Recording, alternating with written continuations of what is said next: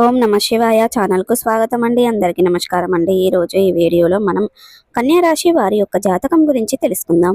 వీరి జీవితానికి సంబంధించినటువంటి ప్రధానమైన అంశాలు ఏంటి, అలాగే 2025వ సంవత్సరం సెప్టెంబర్ 12వ తారీఖు శుక్రవారం రోజున వీరి యొక్క దినఫలాల ప్రకారం కన్యా రాశి వ్యక్తులకు ఏ విధంగా ఉండబోతున్నాయి, అలాగే కన్యా రాశి వారు అనేది జాగ్రత్తగా ఉండాలి, లేదంటే పెద్ద ప్రమాదంలో పడతారు. మీరు అనుకున్న పనులు కాక బాధపడుతున్నారా? శ్రీ కొమరవెల్లి మల్లన్న స్వామి జ్యోతిష్యాలయాన్ని సంప్రదించండి. ప్రేమించిన వారు దూరం కావటం, భార్యాభర్తల మధ్య సమస్యలు, డబ్బు సమస్యలు, కోరుకున్న వ్యక్తి దగ్గరికి రాకపోవటం, వ్యాపారంలో నష్టం రావటం, చదువు, ఉద్యోగ సమస్యలు, ఇంకా ఎటువంటి సమస్యలు ఉన్నా తీరని సమస్యలకు కూడా ప్రత్యేకంగా శ్రీ మల్లన్న స్వామి ఆశీస్సులతో జ్యోతిష్యం చెబుతున్నారు. దూరంలో ఉన్నవారు ఫోన్ లేదా వాట్సాప్ ద్వారా సంప్రదించండి. Phone number 8897741766.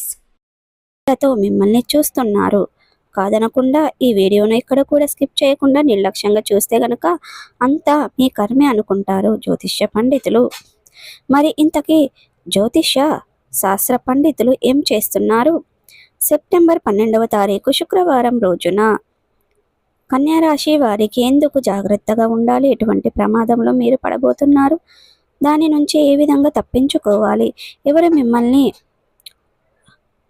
అవాయిడ్ చేస్తున్నారు, అదేవిధంగా ఈ వీడియోను చూడకపోతే మీకు కలిగే నష్టం ఏంటి, ఇటువంటి ఎన్నో విషయాలని ఈరోజు మనం ఈ వీడియోలో వివరంగా తెలుసుకుందాం. వీడియోలోకి వెళ్లే ముందు మా చిన్న రిక్వెస్ట్ ఏమిటంటే, ఇదివరకు మా ఛానల్ని మీరు సబ్స్క్రైబ్ చేసుకున్నట్లయితే కనుక సబ్స్క్రైబ్ చేసుకోండి. అలాగే పక్కనే ఉన్న గంట సింబల్ ఆల్ అప్డేట్స్ని క్లిక్ చేయండి. అప్పుడే మేము అప్లోడ్ చేసే ప్రతి ఒక్క వీడియో నోటిఫికేషన్ అనేది మీకు వస్తూ ఉంటుంది. నోటిఫికేషన్ రాగానే వీడియోను ఓపెన్ చేసి మీ రాశి గురించి, మీ జాతకం గురించి తెలుసుకోండి. అలాగే మీ ఫ్రెండ్స్ అండ్ ఫ్యామిలీ మెంబర్స్లో ఈ రాశి వారు ఎవరైనా ఉంటే వారికి కూడా షేర్ చేయండి. వారు కూడా వాళ్ళ రాశి ఫలాల గురించి, వాళ్ళ జాతకం గురించి తెలుసుకుంటారు. అలాగే వీడియోలో వివరాల్లోకి వెళ్తే కనుక కన్యా రాశి అనేది రాశి చక్రంలో 11వ రాశి, 6వ రాశి, ఉత్తర 2, 3, 4 పాదాలు, హస్త 1, 2, 3, 4 పాదాలు, చిత్త 1, 2 పాదాల్లో జన్మించిన వ్యక్తులు కన్యా రాశి కిందికి వస్తారు.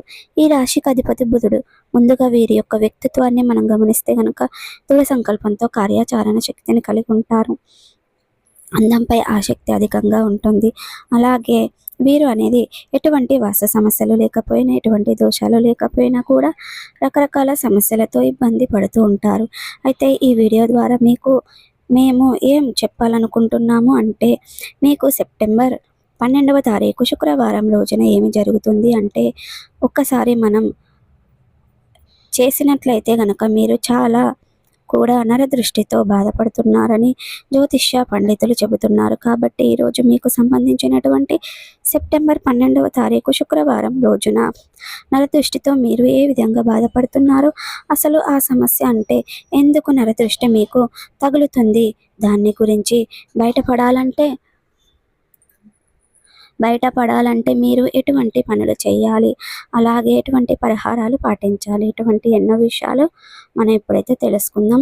సెప్టెంబర్ 12వ తారీఖు శుక్రవారం మీ జీవితంలో నరదృష్టి తగలడంతో పెద్ద ప్రమాదంలో పడబోతున్నారండి. అవునండి. అయితే ఈ యొక్క విషయం గురించి మీరు చూసుకున్నట్లయితే నరదృష్టితో మీరు కాదండి, ఇక చాలామంది వ్యక్తులు బాధపడుతున్నారు. చాలా సందర్భాలలో ఎంతోమంది పండితులు చెప్పుతూ ఉంటారు. మెయిన్గా మనకున్న 12 రాశుల్లోకి వెళ్ళినా కూడా, అలాగే కన్యా రాశిలో జన్మించిన వ్యక్తులు మీకు అధిపతి శుక్రుడే కాబట్టి మీకు ఎక్కువగా దిష్టి అనేది తగులుతూ ఉంటుందన్నమాట. బయటకి వెళ్ళవచ్చు అనుకోండి, కాస్త మీరు మంచిగా ఉన్నా, అదేవిధంగా మీరు వృద్ధి చెందుతున్నా, అదేవిధంగా మీరు నలుగురు కళ్ళల్లో పడ్డా, కాస్త అందంగా బయటకు వెళ్ళినా సరే నలుగురు కళ్ళు మీ పైన పడతాయి. ఎందుకంటే మీకు ఉన్నటువంటి మీ యొక్క గ్రహ బలం అటువంటి అన్నమాట. శుక్రుడు ఏంటి అంటే మీకు ప్రతి ఒక్కటి కలగజేస్తూనే ఉంటాడు. దీనివల్ల మీకు ఎదుటి వ్యక్తులు కలలో కూడా ఈజీగా పడుతున్నారన్నమాట. అయితే ఇలా ఎందుకు జరుగుతుంది అంటే, మనసులో మంచి ఆలోచనతో చూస్తే మనిషి చూపు నుండి వచ్చే ప్రాబ్లమ్స్ ఏమిటి, దోషము జరగదు అంటే, ఎవరైనా మనసులో చెడు ఆలోచనలతో, చెడు ద్వేషంతో చూస్తే గనక మనిషిని అనేక విధాలుగా దెబ్బతీస్తాయి. మరి ఇలాంటి క్రమంలో కన్యా రాశిలో జన్మించిన వ్యక్తుల నరదృష్టి ఏ సందర్భంలో ఏర్పడుతుంది? అసలు మీ యొక్క నరదృష్టి అంటే ఏంటి? దీన్ని పోగొట్టుకోవడం కోసం ఎటువంటి పరిహారాలు, అసలు జ్యోతిష్య శాస్త్ర పండితుల విషయంలో ఏం చెబుతున్నారు? ఇటువంటి ఎన్నో విషయాలను ఈరోజు మనం ఈ వీడియో ద్వారా చూద్దాం. అలాగే నరదృష్టి విషయానికి వస్తే మన పైన మనకు తెలిసిన వాళ్ళు కానివ్వండి, బంధువులు కానివ్వండి, పక్క వాళ్ళు విపరీతమైన ఇంట్రెస్ట్తో కూడినటువంటి ఫోకస్ మనం నరదృష్టిగా చెప్తూ ఉంటాం. అయితే మనకు పక్కన వాళ్ళతో పట్టింపు లేకున్నా పక్కన వాళ్ళు మన గురించి పదే పదే ఆరా తీయడం కూడా నరదృష్టిగానే భావించాలి. మీకేమి అని పదే పదే మన విషయంలో ఎవరు అన్నా కూడా అది దిష్టి అని చెప్తారు. అదేవిధంగా అయితే ఇది ఏమాత్రం మంచిది కాదండి. నరదృష్టికి నా పోరాళ్ళు కూడా బద్దలవుతాయని కానుండి. కానీ ఇది క్రమంలో నరదృష్టి ఎక్కువగా ఉన్నవారు ఇళ్లల్లో ఎప్పుడూ కూడా రకరకాల సమస్యలతో బాధపడుతూ ఉంటారు.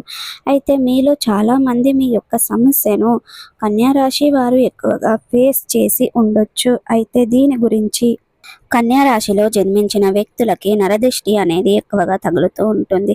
అయితే నరదృష్టి ఏ సందర్భాలలో మీకు ఏర్పడుతుంది అంటే శుభకార్యాలు ఆచరించేటప్పుడు, అనగా విగ్రహ, గృహ ప్రవేశ, శంకుస్థాపన, గర్భధారం, శ్రీమంతం, అదేవిధంగా సామాజిక కార్యక్రమాలు ఆచరించేటప్పుడు, వృత్తి, ఉద్యోగ, వ్యాపారాలలో ఉన్నత పదవులు ఉన్నప్పుడు, స్థానాలు వ్యవహరించినప్పుడు, రాజ్యాధికారం వంటి కార్యక్రమాలు చేపట్టినప్పుడు, నరకోశ, నరదృష్టి వంటివి సోకే అవకాశాలు ఎక్కువగా ఉంటాయన్నమాట. ఇది జ్యోతిష్య పండితులు చెబుతున్నారు. అలాగే సంతానం కలిగినప్పుడు పిల్లల మీద కూడా మీ యొక్క నరదృష్టి ప్రభావం ఉంటుందని, అందుచేతనే మనం యొక్క సాంప్రదాయంలో శుభకార్యాలు